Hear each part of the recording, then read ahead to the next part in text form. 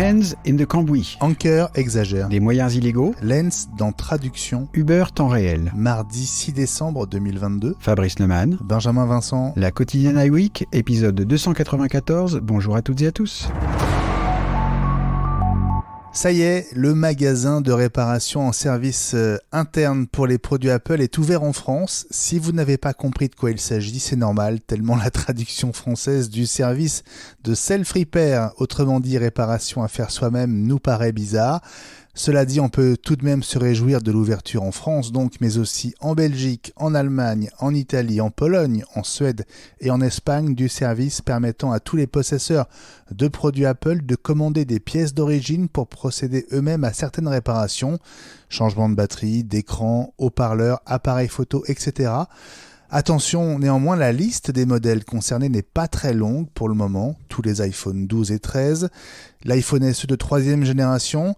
Notons qu'on peut aussi commander des pièces pour Mac, pour les MacBook Air et MacBook Pro à base de processeur M1. Cela dit, ce n'est pas tout d'avoir les pièces pour se lancer dans les réparations soi-même, Fabrice. Effectivement, parce que le service d'Apple propose aussi donc de commander des pièces et de louer les appareils nécessaires à faire les réparations. Et donc ce service existe depuis plusieurs mois aux États-Unis. On a vu plusieurs vidéos de gens qui ont testé la chose et qui ont filmé.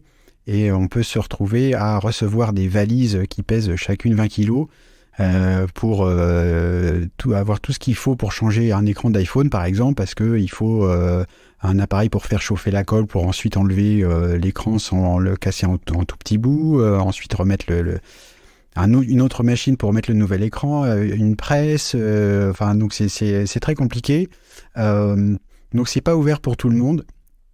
Moi je pense qu'il faut continuer à faire confiance à ces revendeurs agréés pour faire réparer ces iPhones, notamment quand pour l'iPhone on change une batterie ou un écran, les iPhones sont censés résister à l'eau, à la poussière. Si on le fait soi-même, moi je pense qu'il y a toujours un doute de... Voilà, Eline nous parle souvent aussi de la formation très pointue de ces techniciens dans ces magasins pour faire les réparations de chacun des iPhones qui sont différents.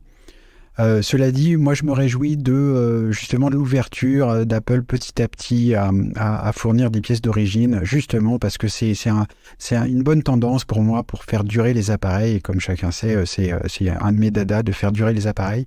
Donc je vois ça plutôt d'un bon œil malgré tout. Et en plus de voir qu'il y a aussi des Mac qui sont concernés, c'est très bien. Alors on remarque dans les manques qu'il y a les derniers modèles, les iPhone 14 ou les MacBook Air M2. Ça veut dire qu'ils viendront petit à petit. Voilà, j'aime bien la tendance en tout cas. On vous a souvent dit ici tout le bien qu'on pense de leur rapport qualité-prix, mais peut-on encore faire confiance aux caméras de vidéosurveillance de chez Eufy ? Il y a quelques semaines, un spécialiste en sécurité informatique avait découvert que Anker, son fabricant, envoyait des images prises par ses caméras dans le cloud sans prévenir et sans l'accord de l'utilisateur quand celui-ci active les notifications. Alors la réponse du fabricant ? Pas une mise à jour qui désactive cet envoi, mais Fabrice, un simple message d'avertissement sur l'App Store et dans l'appli. Alors c'est ça qui est le plus dommage en fait, c'est-à-dire que quand un fabricant fait une erreur mais qui réagit bien, le dernier en date auquel je pense, c'est il y a eu un problème chez Dropbox avec une incursion dans les serveurs de Dropbox. Ils l'ont dit tout de suite, ils ont dit ce qui s'était passé autant qu'ils puissent le déterminer et ils ont agi.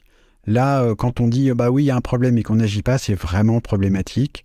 Le patron d'Anker avait par exemple dit oui il est impossible d'intercepter les images qui sont envoyées en direct par les caméras, et puis il y a des journalistes et d'autres qui ont refait la manip pour rien qu'avec VLC, le lecteur vidéo bien connu de Vidéolan, en gros en ayant le numéro de série de la caméra on pouvait intercepter le flux vidéo. Donc, en l'état, non, pour répondre à la question, on ne peut plus vraiment faire confiance aux caméras de surveillance. Il reste chez Anker des chargeurs qui sont très bien, d'excellents rapports qualité-prix. Pour l'instant, il n'y a pas de problème pour les utiliser. Mais ça remet aussi en lumière la nécessité de quand on choisit des appareils, notamment pour assurer la sécurité chez soi ou dans sa petite entreprise, il ne faut pas prendre le moins cher vraiment tout le temps choisir le moins cher parce que c'est plus abordable. Il faut vraiment faire attention justement à la politique de l'entreprise, à la capacité de mise à jour de ces appareils, Voilà. Et donc, si vous avez des caméras EFI, EUFY, faites attention et éventuellement changez-les. Aux États-Unis à présent, Fabrice, du souci en perspective pour Apple, accusé d'avoir usé de moyens illégaux pour décourager les tentatives de création de syndicats dans plusieurs Apple Store. Alors ça, c'est la partie qu'on déteste chez Apple, comme chez d'autres entreprises américaines, malheureusement. On sait donc qu'il y a un mouvement de syndicalisation dans les magasins et puis peut-être ailleurs. On avait déjà vu, répétons-le, la vidéo d'Andrew O'Brien qui était venue... La patronne de tout ça, qui était venue dans les magasins en disant « Vous n'êtes pas obligé de vous syndiquer », c'était déjà une pression un peu exagérée, à mon avis en tout cas. Et là, il semblerait que dans certains magasins, il y a eu des réunions obligatoires pour dire aux gens « Ne vous syndicalisez pas ».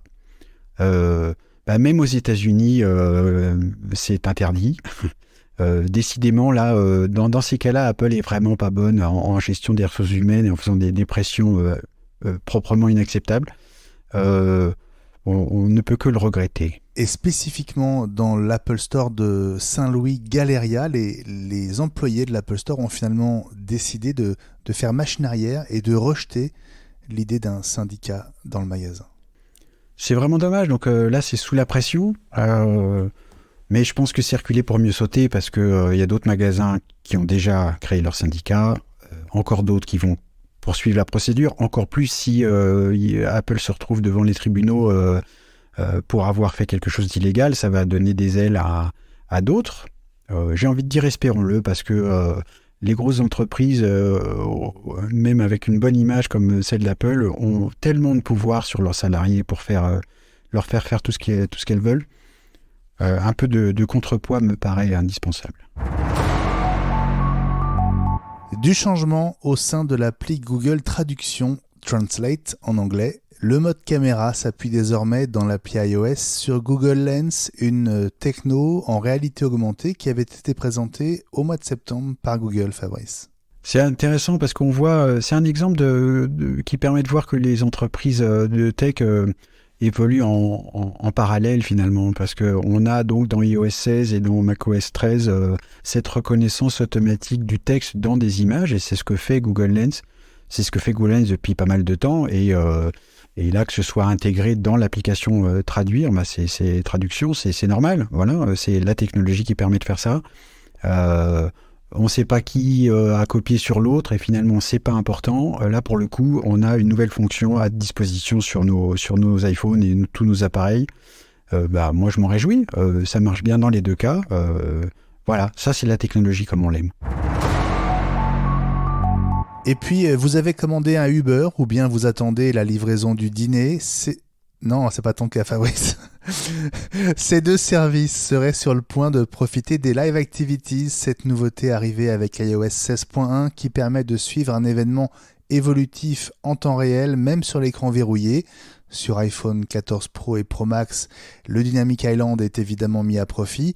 Un bouton d'activation est apparu après une mise à jour de l'app Uber et Uber Eats en novembre.